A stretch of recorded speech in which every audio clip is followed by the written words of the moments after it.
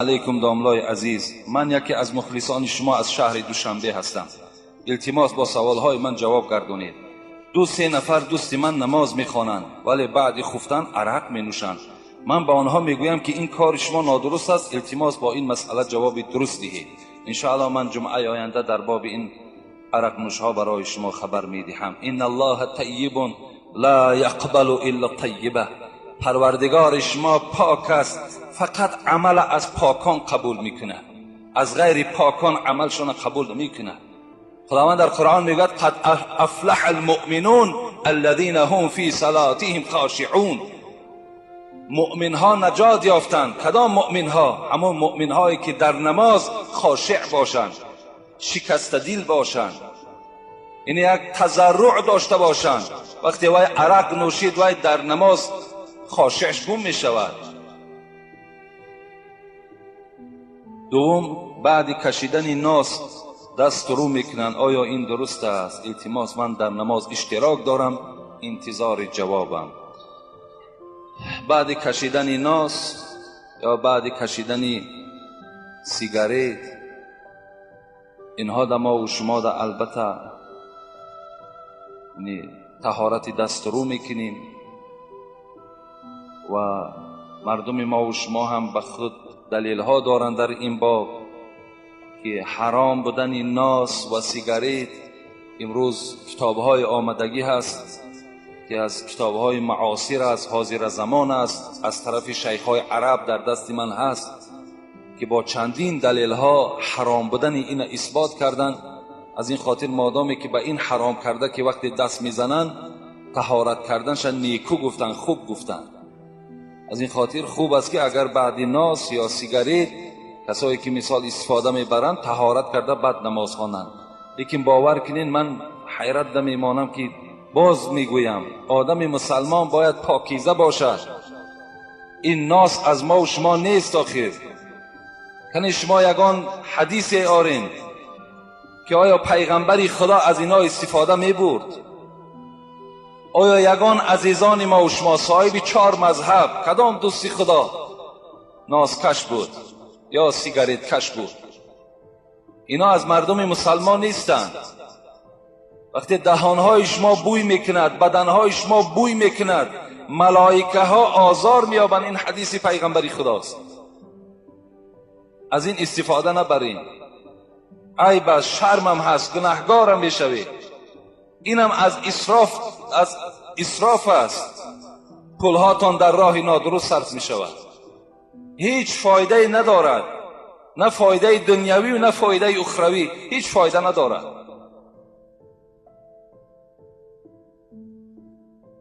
سلام ای دوستی خدا حاجی میرزا، از شما خواهش و التماس میکنم که با این سوال من روشنی اندازید. گرفتن زن کلان از مرد روا است و گوید که تا چند سال کلان بودن زن از مرد روا است، فقط با نکاح حلالی. با احترام یکی از مخلصان 5 وقته نماز شما. اختیار به شما است. پیغمبر خدا 25 سال از خودشان کلانه گرفتند، 15 سال.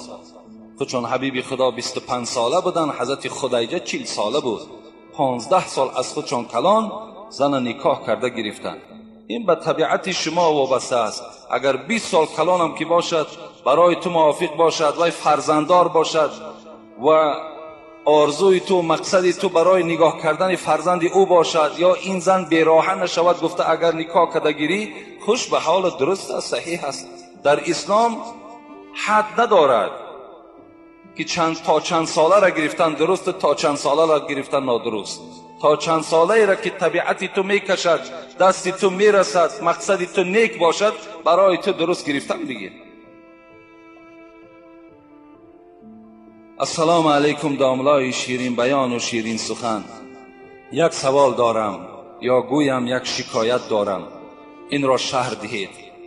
من در بازار کار میکنم، سوداگر شده. برادرم نیز سوداگر است، لیکن شرایط خیلی خوب دارد. حتی خانه هایی دارد که مردم اجاره می نشینند. من که دادر وی هستم در شهر اجاره می نشینم و او گفتم یک خانه را بر من ده، آهسته آهسته پولش را می گردانم. وی رد کرد. با این خیل برادر چگونه معامله کنم؟ حال آنکه مخلص کسیته های شما هست و دائم گوش میکرد از روی اسلام گوید که آیا این برادر من هست یا نه.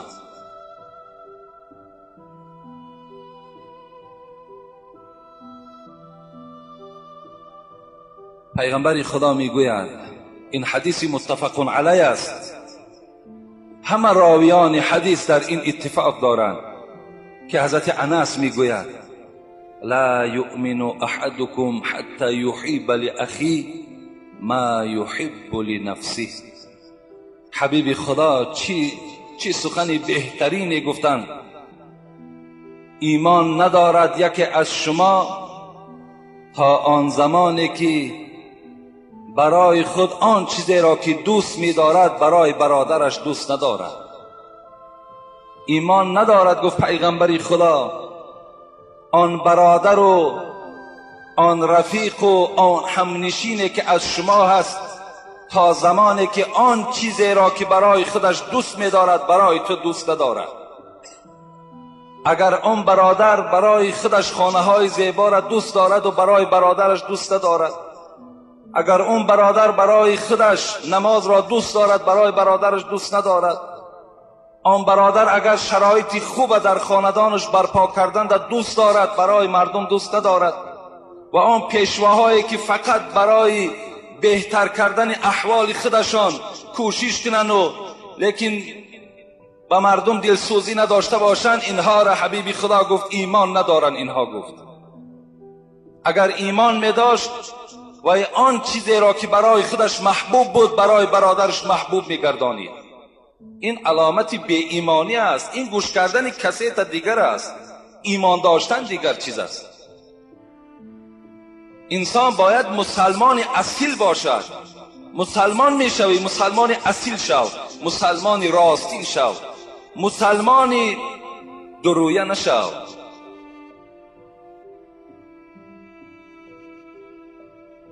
حضرت یوسف علیه السلام پیغمبر بودند. قومش بر او گفت ای یوسف، خدا تو را مددگار باشد، برای چی اینقدر تو روزدار هستی؟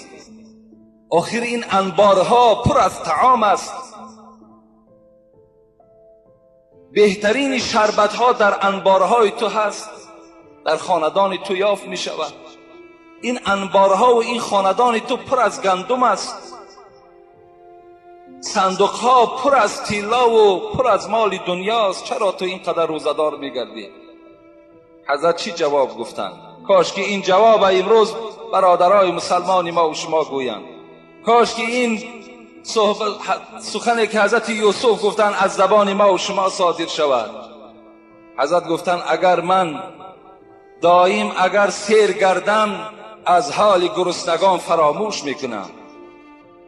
اگر من دائم سیر گردم، اگر از تمام این نعمتهایی که خدا برای من روزی کرده است استفاده برم، این حالت در چنان مغرور میشوم که از حال گرسنگان فراموش میکنم. امروز این حالت بالای همه ما و شما آمد. حالت خودمان خوب میکنیم، پروای برادر ما نداریم. این حالت وقتی در کدام ما و شما پیدا شد، یقین دان که ایمان تو ایمان ضعیف است، ایمان تو ایمان کامل نیست. بسیار جای حسرت است که امروز ما و شما دلسوزی نداریم. یک برادر ما و شما اگر در عراق باشد، اگر در سعودی باشد، اگر در کدام گوشه دنیا باشد، وقتی خبر شنیدید که حال اونها مشکل است، زندگیشان وزنین است، زیر بانبهای این جهود بدبخت دارد، باید شما غمگین باشین. این اون برادر ماست. اگر این حالت شما را غمگین نسازد، شما با دلتان گذرانید که تا حال ایمان شما کامل نشده است. باید ما غمخوار باشیم. خدا رحمت کنه حضرت عمر یادم آمد، در زمانش قحطی آمد، قحطی آمد، گرسنگی آمد. حضرت عمر خلیفه مسلمان ها، پریزیدنت همون زمان، خیلی دنیای کلان در دستش بود.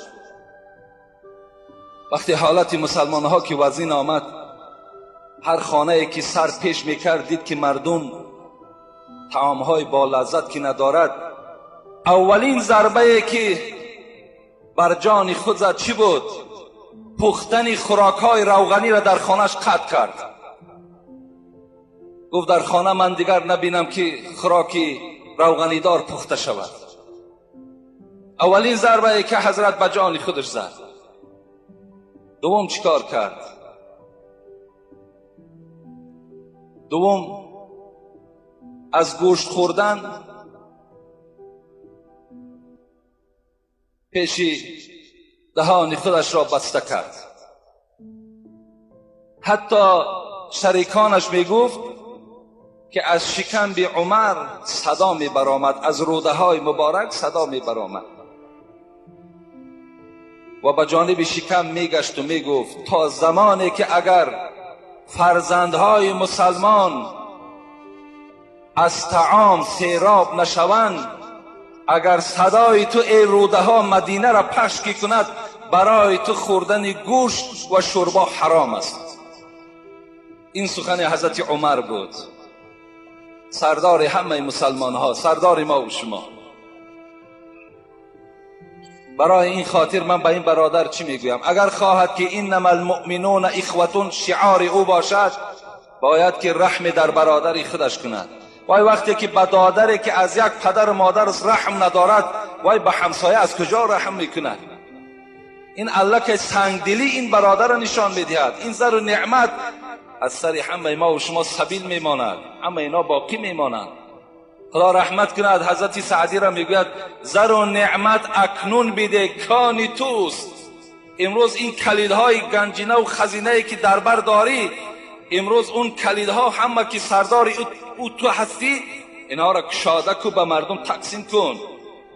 زر و نعمت اکنون بیده کانی توست که بعد از تو بیرون زی فرمانی توست. وقتی تو مردی این کلیدها را دیگر کسا صاحب بشوند، این صندوقها را دیگر نفر کشاده میکنند. و دنیا توانی عقبا خری، میتوانی ای انسان مالدار میگوید میتوانی که جنت خری، با این دنیا میتوانی که جنت خری. یعنی اگر تو خیر احسان کنی، اگر تو رحم و انصاف اگر به کار بری، تو آخرت خریدگی هستی. و دنیا توانی عقبا خری، بخر جان عزیز ورنه حسرت خوری. خر میگه جان عزیز. من بسیار یک موسیقی تجربه داری هست و میگوید من از تو در عالم است و من از تو در خوبتر میفهمم. بعدا حسرت میخوری، فایدت نمیکنه. هر کی جمع کرد و گوشه بنهاد، خودش مرد و زنش با دیگری داد. میمری میرای. این خانه ها با مردهای دیگر می آیند. در اون خانه ها با دادرای زنت میشینند، دادر تو اجاره میگردند. السلام علیکم داملای عزیز. اگر مرده بالغ را با کودک یک جای جنازه کنی درست است؟ اگر مرده بالغ با کودک ها یک جای جنازه کنی درست است؟ اگر مرده که بالغ است، یعنی یک مرد مرد 40 ساله 50 ساله، در برابرش باید طفل دیگر آوردن، سال نو تولد شده است یا 1 ساله است یا 2 ساله است. اگر شما خواهید که هر دینها را یک جنازه کنین، اجازت میدهد شریعت، جایز است. مرد کلان از پیش خودت می ایستد و طفل از بری او، از پایانتری او می ایستد، این از پهلو از قسم بالا می ایستد، جایز است. اگر تنها اگر خواهید که جنازه کنین، این بهتر است گفتن. آیا آدمی به بالغ را 3-4 نفر را یک جایه چی؟ اینم درست است. اگر 3-4 آدمی که به بالغ رسیدن، یعنی از 12 بالا هن، اگر همه شما یک جنازه هم که خوانیم، اینم جایز می شود. لیکن تنهاش بهتر گفتن. لیکن معنی را ندارد که یک جای خواندن اینها نادرست باشد. درست است. کسی غیبت کند برادرش را، نیکیهایش را خدا میگیرد و نابود میکند. آیا این راست است؟ راست است البته. کسی اگر یک برادرش غیبت میکند، خداوند نیکیهای او را میگیرد. امام حسین ابن علی، بچه حضرت علی، امام حسین میگوید یک کس خبرش آورد که فلان همسایت را در فلان معرکه غیبت کرد. امام حسین چگونه رفتار کرد؟ میگوید در یک طبق پر از خرما کرد و خاندان این مردی که او را غیبت کرده بود همونجا رفت، در روایه میگوید زد. وقتی کشا دید حسین گفت ای نبیره پیغمبری خدا خوش آمدی، مرحمت. این گفت نه، گفت من خانه تو نمی درایم مگر من شنیدم که تو امروز آن مقدار حسناتی که داشتی همش را مرا دادی، من هم در عوض این نیکی تو به تو نیکی میکنم، این طبق خرما را قبول کن. اگر چنده که نیکی من نسبت نیکی تو خیلی کم است. یعنی کسی که اگر کسی را غیبت میکند یقین داند که خداوند حسنات او را، نیکی های او را میگیرد، در نامه اعمال اون شخصی را که غیبت داشت در نامه اعمال او میپرتاید و بدی های او را گرفته در نامه اعمال این غیبت کننده میپرتاید. از این ده بهترین توفه است. خوش به حال ما که امروز میشنویم در فلان جا غیبت ما کردن، خوش به حال ما. غیبت کنین این حال ما خوب میشود، نیکی های ما زیاد میشود. در اینجا چند برادرات میارن، من نمیخوانم اونها را. داملای عزیز، جمع پیغمبران چند تا هستند و چند تای او در قرآن هست. التماس نامهایشان را تکرار کن تا که ما از کسیته ها نوشته گیریم. و حضرت موسی سخن خدا را میشنید با گوشهایش یا چگونه سخنرانی هایش بود. خداوند در سوره نساء اعوذ بالله من الشیطان الرجیم بسم الله الرحمن الرحیم و رسولا قد قصصناهم علیک من قبل و رسولا لم نقصصهم علیک و کلم الله موسی تکلیما. خداوند در این سوره نساء برای پیغمبر خدا حکایه کرد که ای محمد صلی الله علیه و سلم، بعضی از پیغمبرها را من برای تو قصه کردم و بعضی از پیغمبرهای دیگر را در قرآن نامشان یاد نکردم. یک حدیث خیلی طولانی در تفسیر ابن کثیر است که ابوذر روایت میکند، میگوید از پیغمبر پرسیدم از اول دنیا تا آخر دنیا چند پیغمبر آمد؟ حبیب خدا گفتند 124,000. گفتم چند تا این رسول بود؟ گفت 313 تا این رسول بود. این گونه روایت هم آمده است. لیکن در قرآن 25 تا او 25 پیغمبر نامشان ذکر شده است و خلاص. باقی اونها را خدا گفت ای محمد من برای تو قصه نکردم. من از تفسیر ابن کثیر نامه های اینها را نویساندم، میخواهم گوش اندازین. حضرت آدم، حضرت ادریس، حضرت نوح، حضرت هود، حضرت صالح، حضرت ابراهیم، حضرت لوط، حضرت اسماعیل، حضرت اسحاق، حضرت یعقوب، حضرت یوسف، حضرت ایوب، حضرت شعیب، حضرت موسی، حضرت هارون، حضرت یونس، حضرت داوود، حضرت سلیمان، حضرت الیاس، حضرت یسع، حضرت زکریا، حضرت یحیی، حضرت عیسی، ذوالکفل و حضرت محمد صلی الله علیه و سلم. انا این 25 پیغمبری که نام گرفتم اینها در قرآن آمدن. دیگر این 124,000 پیغمبری که پیغمبر ما با ابوذر جواب گفت، باقی اینها را خدا گفت من برای تو محمد صلی الله علیه و سلم قصه نکردم.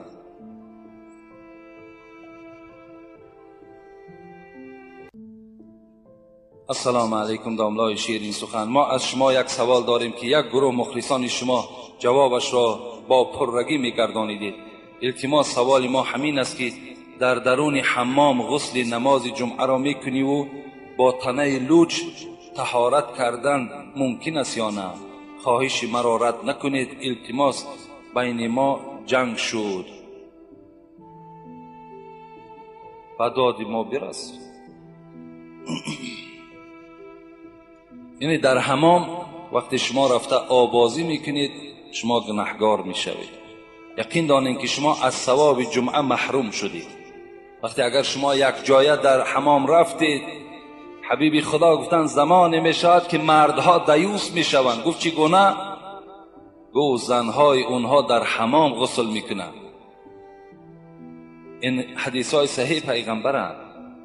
در حمام یک جایه وقتی که شما آبازی میکنید، ترک فرض میکنید، یعنی از زیر ناف تا زیر زانو که فرض است اینا که شما نمیپوشانید و اگر شما هم پوشانید و دیگرها که نمیپوشانند، این حالت در همه شما گناهگار هستید. اگر در همون حمام ها اگر شما تنها اگر غسل کنید جایز است، همون نامرهایی که ما و شما میگیم، اگر در اونها رفته غسل کنید جایز. لیکن در بین مردم با تنه لوچ وقتی شما غسل میکنید، این هم بی حیایی است، این هم بی شرمی هست، این هم البته به البته گویم یک بی ناموسی هست که شما ترک فرض کرده ایستاده اید. از این خاطر غسل با تنه لوچ می شود. وقتی ما و شما غسل که کردیم، این حالت ده همون از طهارت ما و شما واقع می شود. لیکن کاری کنه در حمام ها اگر یک جای همگی باشد و با تنه لوچ نروید، شما گناهگار میشد. تنها باشد اجازت است. این فرمان شریعت است. من به شما حواله میکنم، اختیار دارید. السلام علیکم اکای حاجی میرزا. میگویند که در روز عید، خواهید رمضان خواهید قربان باشد، 100 دانه تخم دهی حساب یک چاروا ذبح کردگی می شود. آیا این درست است یا نه؟ این نادرست است. اگر 100 نه 1000 تخم که دهی برابر ذبح گوسفند برابر نمی شود. او ذبح دیگر چیز است. او خبر است، با نص قرآنی است، با احادیث های پیغمبر خدا هست. با دادن تخم چاروا هیچگاه البته ذبحش شما ثوابش شریک نمی شوید. السلام علیکم و رحمت الله و برکاته. اکای حاجی میرزا، با این سوال من جواب گردانید که حتما ضرور است. همه زنها میگویند که در روز سه شنبه یا اینکه روز پنجشنبه بعد نصف روزی میگویند بگاهی جمعه میدراید. پوشاک شستن یعنی لباس شستن، سر و تن را شستن اوبال است. آیا این درست است یا نه؟ خواهش میکنم حتما سوال مرا جواب گردانید. منم از شما خواهش میکنم که بس کنید زنک‌ها را گوش کردن. چگونه ای که از ما خواهش میکنین، من از شما خواهش دارم که زنها را کم گوش کنین. هیچ مادر و اپا و خواهر شما مدرسه ختم نکرده است. هیچ کدام اونها علم ندارن، همه اینا جاهل هستند. من در همین مردم زندگی میکنیم. من نمیدانم زنهای ما چند قدر علم دارن. از شما خواهش، اگر مرد باشید، برادر باشید، همون عالم هاتون گوش کنید. بس کنید مامم گفت، بابام گفت، اکم گفت، فلانی گفت. اینا دلیل شرعی نمیشوند. اگر کدام انسانی را شما اگر مثالم که آرین، اگر ما تا در کتاب نبینیم سخن او رد از قبول نیست. امروز الحمدلله در پیش ما کتاب است، امور خداوند خط داده است، سواد داده است. دیگر ما احتیاج به هیچ مادر و اپا و دیگر شما نداریم. برای همین شما هم آنها را گوش ناندازین. اینا همه دروغ هستند.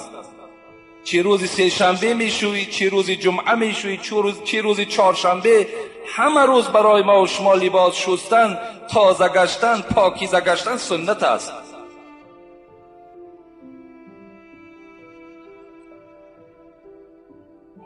السلام علیکم و رحمت الله و برکاته. اکای حاجی میرزا، پیش از همه به شما عمر دراز و تنی صحت و دل بیغم را آرزو دارم. اکای حاجی میرزا، شما بگویید که در فصل زمستان مسجد محله ما خنک است. ما در همسایگی مسجد اقامتی میکنیم و من باشم از زبان شیرین شما شنیدم که اگر کسی در همسایگی مسجد میشیند و در مسجد نماز نمیخواند، نماز او حتی نماز نیست.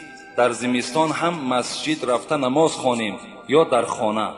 من حالا باشد نمازهایم را هر روز در مسجد میخوانم. التماس خواهش میکنم که سؤال مرا پر جواب گردانید. خوش به حال همو برادرهایی که چی در تابستان و چی در زمستان در مسجد رفته نماز میخوانند.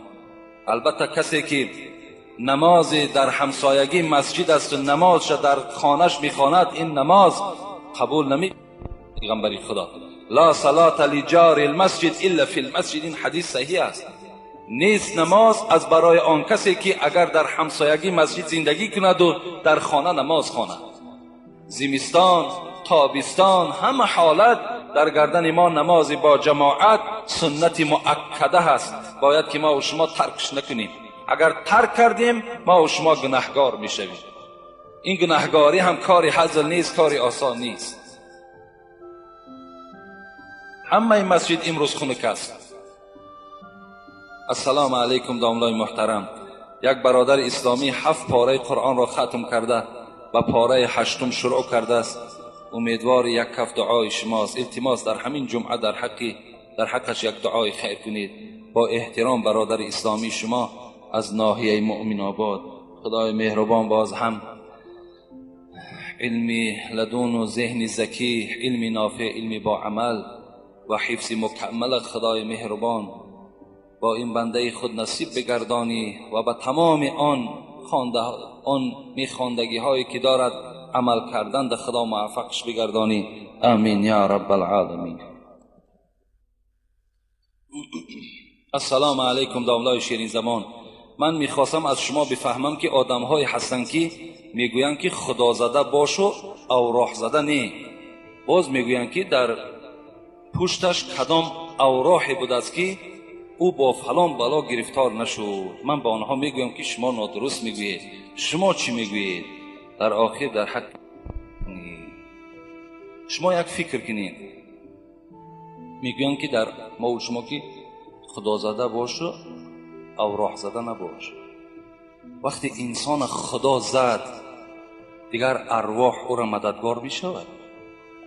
نختون یک همین سخن گوش اندازید. از همه مشکل ترین خدا زدن است. وقتی خدا کی زد از دست ارواح چی می آید؟ این مثل همون سخنهای ما و شما که از جامان میخیزیم یا علی شعری خدا گفته مثل شیعه هاواری. ولی بسیاری از ما و شما این عادت داریم از جامان که خیزیم یا علی شعری خدا مدد کن. این کفر است، این شرک است. از جات که میخیزی یا الله مینشینی یا الله پیرا مدد کن. پیرها مدد کردن نمیتونن. خدا مدد کن. اینا هست. باید این کلمه ها باید از زبان ما و شما دور شود. این هم به منزله امین است. پیرها مدد ما میکنن. اگر ما و شما نزدشان رویم تعلیم گیریم، تفسیر قرآن خوانیم، تفسیر احادیث ها خوانیم، مدد از همین خودش یاردم کردن از ثواب میگیرند.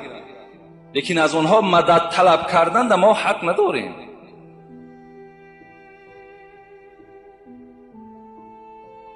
اگر خواجه شود از بنده راضی و او یار است استقبال ماضی. شود ای بنده گر مولا به آزار همه در هر دو عالم از تو بیزار. اگر خدا از تو ناراضی شد، اگر خدا که تو را زد، دیگر دنیا و قیامت در تو هیچ دوستی برای خودت یافته نمیتانی. حضرت گفتند.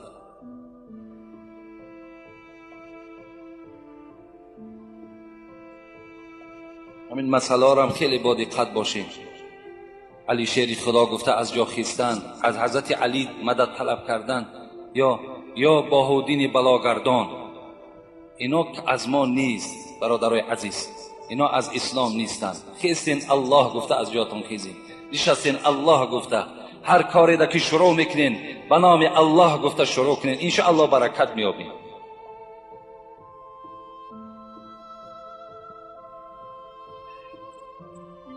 استاد عزیز، همین 4 مصرع خطی که من نوشتم اگر در درآمدگاه مسجد می نوشتید